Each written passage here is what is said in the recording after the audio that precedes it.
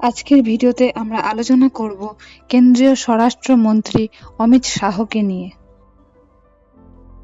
তার আগে বলি, যারা আমার চ্যানেলে নতুন তারা অবশ্যই চ্যানেলটিকে সাবস্ক্রাইব করে দেবেন এরকম ভিডিও নিয়মিত দেখার জন্য। আর ভিডিওটি ভালো লাগলে অবশ্যই একটি লাইক করে যাবেন। আজকের ভিডিওতে আমরা জানাবো বিজেপির দলনেতা এবং কেন্দ্রীয় স্বরাষ্ট্রমন্ত্রী অমিত শাহের মোট সম্পত্তির পরিমাণ কত এবং গত কয়েক বছরে তার সম্পত্তি কি পরিমাণে বেড়েছে সেই সম্পর্কে।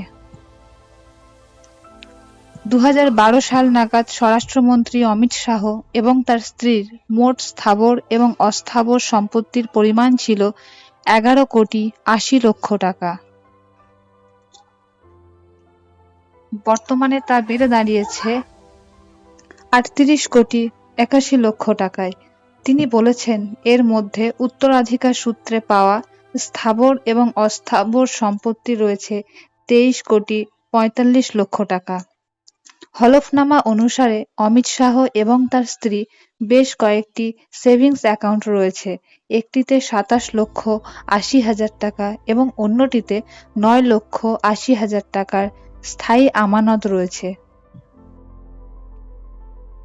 স্বরাষ্ট্রমন্ত্রী অমিত শাহ এবং তার স্ত্রী সাম্প্রতিক আয়কর রিটার্নস অনুসারে 2,84,00,000 টাকা ক্রমবর্ধমানভাবে আয় করেছেন।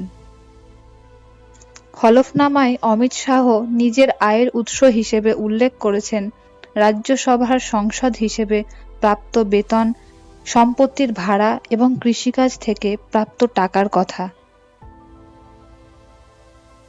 2016 থেকে 17 আইটিআর অনুসারে অমিত শাহের আয় ছিল 43,68,000 টাকা।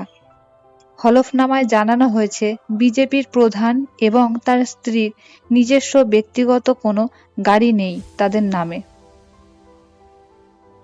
নির্বাচন কমিশনকে দেওয়া হলফনামায় জানানো হয়েছে, স্বরাষ্ট্রমন্ত্রী অমিত শাহের নামে 4টি ফৌজদারি মামলা রয়েছে। আজকের ভিডিও থেকে এটুকু পরিষ্কার হলো যে স্বরাষ্ট্রমন্ত্রী অমিত শাহ এবং তার স্ত্রীর মোট সম্পত্তির পরিমাণ 38,81,00,000 টাকা। আজকের ভিডিওটি এখানে শেষ করছি। ভিডিওটি ভালো লাগলে একটি লাইক এবং চ্যানেলটি সাবস্ক্রাইব করে যাবেন। অনেক ধন্যবাদ।